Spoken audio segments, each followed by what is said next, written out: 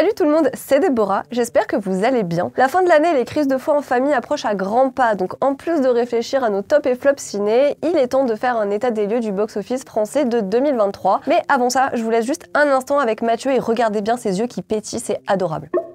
Je me permets de couper ma chère collègue pour vous causer d'un événement à ne pas rater et dont on est partenaire. Cet événement, c'est la sortie en salle, en France, du nouveau et méga attendu Godzilla Minus One. Et oui, ces mots sont bien dans l'ordre et ils décrivent bien une réalité, alors que Shin Godzilla, pourtant un authentique chef-d'œuvre, est arrivé chez nous avec plusieurs années de retard. Le nouveau volet live des aventures du lézard géant sera bel et bien contemplable en salle, et puisqu'on aime se faire piétiner, enfin métaphoriquement, ou pas, hein, chacun son truc. Il va même sortir en IMAX et en 4DX. Dans tous les cas, vos fesses vont vibrer à chacun de ses pas. L'événement est vraiment unique. Et ouais, parce que pour vivre l'expérience en salle, il faudrait être présent le 7 et 8 décembre 2023. En effet, le film ne sera à l'affiche que ces 2 jours. Alors je vous conseille de vous organiser pour ne pas le rater. Et si vous êtes encore sceptique ou que vous n'êtes pas particulièrement familier de la saga, posez-vous une seule question: à quel point vous êtes lassé du divertissement hollywoodien? Certes, il est moins médiatisé car pas américain, mais Minus One est un authentique blockbuster qui cherche à vous en mettre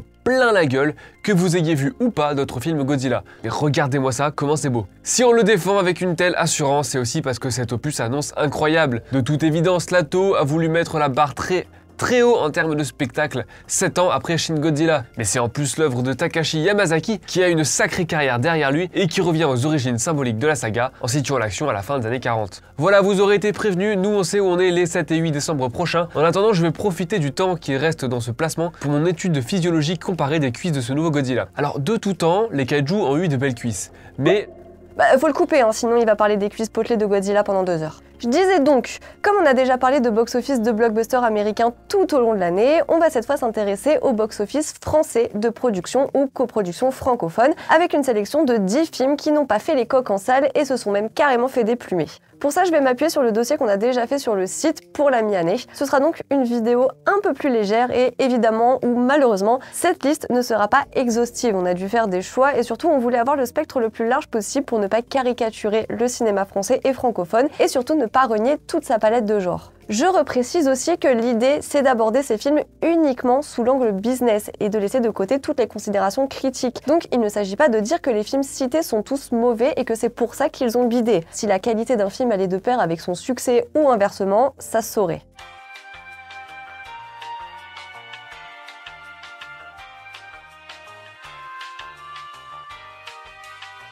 On va procéder par ordre chronologique, donc on commence avec Les Rascals, un drame social coécrit et réalisé par Jimmy Laporal-Trésor, qui pour l'occasion a signé son tout premier long métrage. Très rapidement, l'histoire se déroule au milieu des années 80 et tourne autour d'un groupe de jeunes, tous issus de la banlieue parisienne, qui se retrouvent impliqués un jour dans une rixe avec un skinhead, ce qui va être le début d'un engrenage insupportable. Les Rascals est sorti le 11 janvier dernier, mais même si avant ça le film avait été présenté au festival de Deauville, où il a gagné en visibilité, il n'a finalement attiré que 37 000 spectateurs sur l'ensemble de son exploitation hexagonale, ce qui équivaut à peu près à 128 000 € de recettes, soit 4% seulement du budget qui est estimé à 3,5 millions d'euros selon JP Box Office. Parmi les raisons de cet échec, on peut citer la faible distribution avec seulement 137 salles mises à disposition la semaine de sa sortie. Peut-être qu'il y a aussi eu la concurrence de Tirailleurs, la grosse production franco-sénégalaise avec Omar Sy en tête d'affiche qui forcément a été beaucoup plus médiatisée,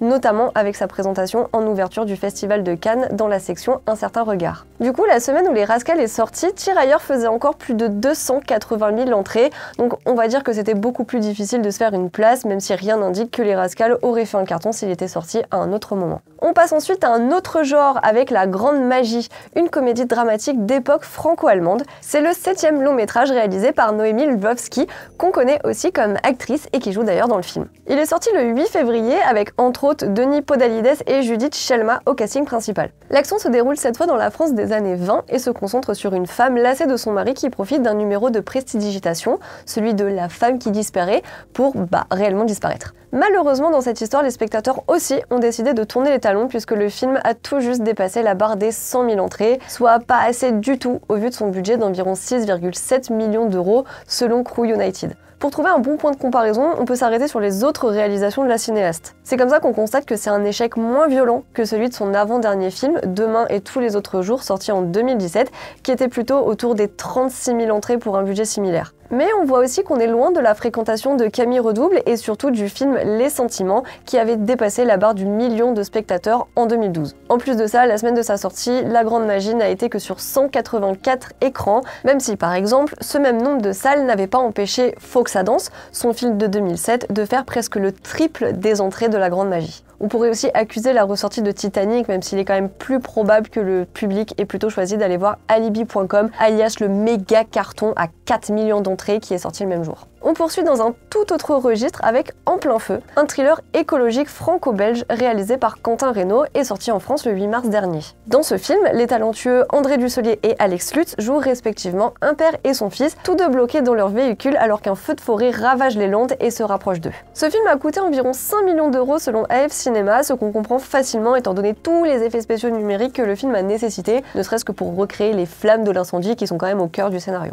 Mais bon vous avez compris le thème de la vidéo, le film a été un échec cuisant avec au total 32 000 entrées, c'est-à-dire dans les 115 000 euros si on fait la conversion. Là encore, il y avait assez peu de copies disponibles, environ 200 pour sa première semaine d'exploitation, et si on regarde ce qu'il y avait de nouveau à l'affiche au même moment, le champ était quand même bien occupé, par exemple avec Mon crime de François Ozon pour rester sur du français, ou Scream 6 côté blockbuster américain. La semaine d'avant, il y avait aussi eu la ressortie de La Nuit du 12 et surtout la sortie de La Syndicaliste qui, tous les deux, ont fait plus de 500 000 entrées en France. J'en profite pour faire une micro-parenthèse sur Alex Lutz qui, malheureusement pour lui, avait déjà connu un début d'année difficile avec la déception de La Guerre des Lulus, suivi du Petit Bide d'une nuit, le drame romantique qu'il a réalisé et dans lequel il tient le premier rôle masculin. On part maintenant sur une enquête policière d'époque qui prend des airs de western urbain dans le Paris de la Belle Époque. Ça s'appelle Apache, c'est sorti le 29 mars dernier et c'est réalisé par Romain Quiro. On y suit donc une jeune femme jouée par Alice Isaac qui intègre un gang, les Apaches donc, pour venger la mort de son frère tué par l'un des membres, mais petit à petit, elle se prend de fascination pour l'homme qu'elle avait pourtant juré d'éliminer.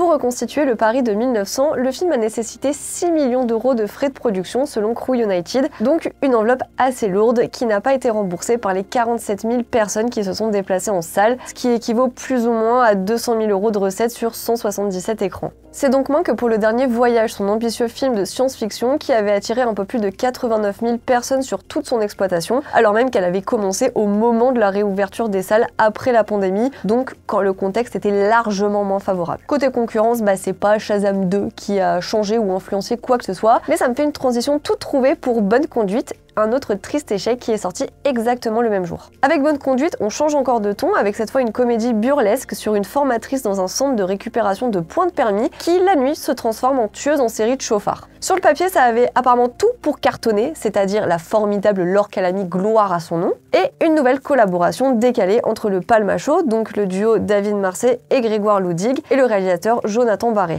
Ils avaient l'habitude de travailler ensemble à la télévision, pour Very Bad Black par exemple, et ils ont poursuivi ensemble au cinéma, avec La folle histoire de Max et Léon et le très émouvant Les Vedettes. Mais en fait, on n'est pas du tout sur un alignement d'étoiles, puisque malgré 244 écrans pour sa sortie, ce qui est quand même assez correct, le film n'a fait que 122 000 entrées, alors qu'il a coûté 7 millions d'euros selon Scriptoclap. Converti, ça fait à peu près 817 000 euros de recettes dans l'Hexagone. Cet échec se place donc dans la continuité de la sortie timide des Vedettes en 2022, mais aussi de l'année plutôt compliquée de Grégoire Loudig, qui a aussi morflé en janvier avec Les Cadors, la comédie dramatique de Julien Guetta pour laquelle il a partagé l'affiche avec Jean-Paul Rouve et Michel Blanc, et que seules 77 000 personnes en France n'ont pas boudé.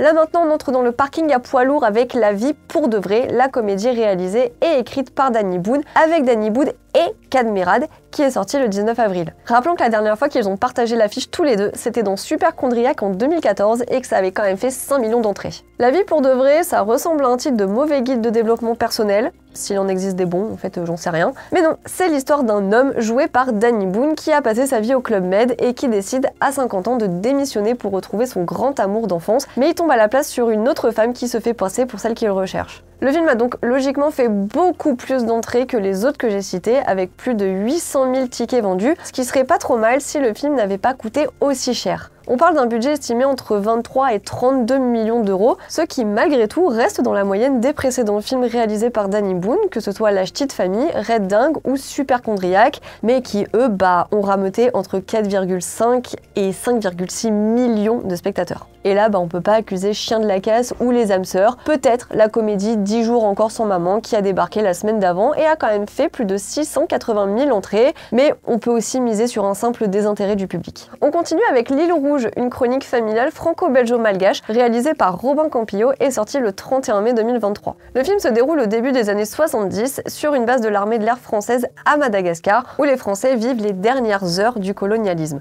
Tout ça est en arrêt à travers le regard innocent d'un jeune garçon de 10 ans. Le film a un budget de plus de 7 millions d'euros selon Playtime, mais n'a fait qu'un peu plus d'1 million d'euros de recettes en France avec ses 150 000 entrées. Forcément, c'est la douche froide, surtout après 120 battements par minute, le précédent film du réalisateur qui avait cumulé 855 000 entrées en 2017 après sa belle réception au Festival de Cannes. On peut noter que même si le film a eu droit à 395 copies au top de son exploitation, celle-ci a commencé avec seulement 195 écrans, ce qui l'a pas aidé à démarrer en trombe ou à activer le bouche à oreille. Peut-être aussi que L'amour et les forêts et Omar la fraise, qui sont sortis une semaine avant, ont davantage retenu l'attention du public en quête de films français. On passe ensuite à Marinette, un biopic sportif sur la joueuse de foot Marinette Pichon, campée pour l'occasion par Garance Marillier et qui est sorti le 7 juin 2023. Selon JP Box Office, le film réalisé par Virginie Verrier a coûté la pas modique somme de 5,5 millions d'euros, mais n'a malheureusement pas trouvé ses supporters puisqu'il n'a été vu en salle que par un peu plus de 54 000 personnes pour des recettes totales de 308 000 euros. Même si le film n'a démarré qu'avec 183 écrans, le nombre a été poussé à 333 dès la semaine suivante, ce qui l'a pas aidé ou alors trop tard. Malgré tout, ça reste une belle progression pour la réalisatrice dont le premier et précédent long métrage, à 2 heures de Paris, avait été une sortie beaucoup plus confidentielle et limitée à quelques salles et centaines de spectateurs. En comparaison, Bernadette, le biopic sur Bernadette Chirac avec Catherine Deneuve, a largement plus intéressé le public puisqu'il a attiré près de 793 000 spectateurs pour un budget à peine supérieur. Pour l'avant-dernier film de cette sélection, on a choisi Les Vengeances de Maître Poutifard, une comédie familiale et populaire estimée à 15 millions d'euros avec Isabelle Nanty et Christian Clavier, qui a été lancée le 28 juin dernier au cinéma. À la réalisation, on retrouve Pierre-François Martin-Laval qui, après les profs 1 et 2, a recyclé la thématique avec cette histoire de prof à la retraite qui veut se venger de ses anciens élèves avec l'aide de sa maman. Et je vais pas faire de commentaires parce qu'on a dit au début de la vidéo qu'on prenait juste en compte l'aspect business. Revenons donc à ce qui nous intéresse, c'est-à-dire les 515 000 entrées du film. C'est encore pire que l'échec de Gaston Lagaffe en 2018 qui avait fait quelques milliers d'entrées de plus. En plus de ça, Les Vengeances de Maître Poutifard a commencé sa carrière en salle avec 477 écrans, chiffre qui a grimpé jusqu'à 633. Du coup, pas d'excuses en fait. On approche de la fin avec Animalia, un film de science-fiction franco-marocain sorti en France le 9 août et réalisé par Sophia Alaoui, une réalisatrice elle-même franco-marocaine. L'histoire tourne donc logiquement autour d'une femme marocaine issue d'une famille modeste et qui s'est mariée avec un homme beaucoup plus riche qu'elle et qui s'est finalement habituée à son mode de vie plus confortable jusqu'à ce que son pays soit mis en état d'urgence après plusieurs événements surnaturels. Ce film a été au festival de Sundance où il a remporté le prix spécial du jury. J'ai eu du mal à trouver des chiffres parce que le film a vraisemblablement été distribué dans seulement 29 salles en France, sur lesquelles il a fait un peu plus de 8000 entrées alors qu'il a quand même coûté 3,5 millions d'euros, toujours selon Crew United. En espérant donc qu'il a trouvé ou trouvera un moyen de se rentabiliser autrement, que ce soit sur un autre marché ou un autre support. Comme je le disais au début de la vidéo, je n'ai pas cité tous les films français qui ont bidé en salle. J'aurais aussi pu parler de la comédie Hawaï, du drame Le Retour, qui a été pris dans plusieurs polémiques, notamment sur son financement, d'Omar la fraise ou de Marginal avec Corinne Maziero, Un ciel bleu et Un titre jaune, soit la même espèce que Veuillez nous excuser pour la gêne occasionnée. J'ai aussi mis de côté le cas de Miraculous, qui est une énorme production et qui n'a pas été l'énorme carton attendu en France, mais qui d'un autre côté a eu une sortie internationale sur Netflix où les chiffres sont beaucoup plus opaques. Pareil pour le succès relatif des Trois Mousquetaires, le prolapsus de Dogman ou le faux succès d'Astérix et Obélix, l'Empire du Milieu, qui sont là encore des cas trop à part, avec des budgets démesurés, des ambitions internationales ou même de franchise. J'ai d'ailleurs consacré une vidéo au box-office du dernier Astérix, si jamais ça vous intéresse. Donc j'avais quand même envie de terminer sur une note positive, donc parce qu'il ne s'agit pas de dénigrer notre cinéma, petite énumération de films qu'on a aimés ou adorés cette année et qu'on vous conseille fortement, qu'ils aient fonctionné ou non au box-office. On a donc La Passion de Dodin Bouffant, Mars Express, Anatomie d'une chute, Le procès Goldman, Je verrai toujours vos visages, Le règne animal, Le Vourdalac, L'amour et les forêts, La montagne, Farang, Un métier sérieux ou encore Le livre de solutions, et n'hésitez pas à compléter cette liste dans les commentaires. Voilà, la vidéo est maintenant terminée, mais comme d'habitude, je vous garde encore 30 secondes même pas pour vous rappeler qu'Écran Large a aussi un super podcast qui s'appelle La Réu d'Écran Large. On avait d'ailleurs fait un épisode sur le box-office américain cet été, et là on vient d'en faire un sur l'état de Marvel, mais on parle aussi de Léa Seydoux, du Festival de Cannes, bref de tout un tas de trucs super variés. Encore merci pour votre soutien et à très bientôt. Stop.